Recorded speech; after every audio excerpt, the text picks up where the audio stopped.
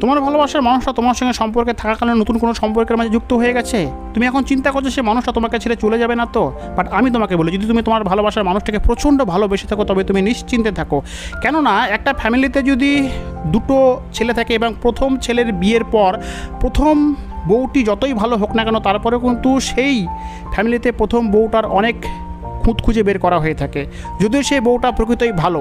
But সেই বউটার সত্য ভালো তখনই প্রমাণিত হবে যখন সেই ফ্যামিলির দ্বিতীয় ছেলের বিয়ে হবে, এবং দ্বিতীয় ছেলের বউ যখন খারাপ হবে তখনই কিন্তু দ্বিতীয় ছেলের বউয়ের সঙ্গে প্রথম ছেলের বউকে কম্পেয়ার করে বলা হবে যে না, প্রথম বউটাই সত্যিই ভালো। এটা আমাদের হিউম্যান নেচার অনুযায়ী হয়ে থাকে যে আমরা অন্যের সঙ্গে কাউকে কম্পেয়ার না করা অবধি এটা রিয়েলাইজই করতে পারি না যে কে ভালো কে খারাপ।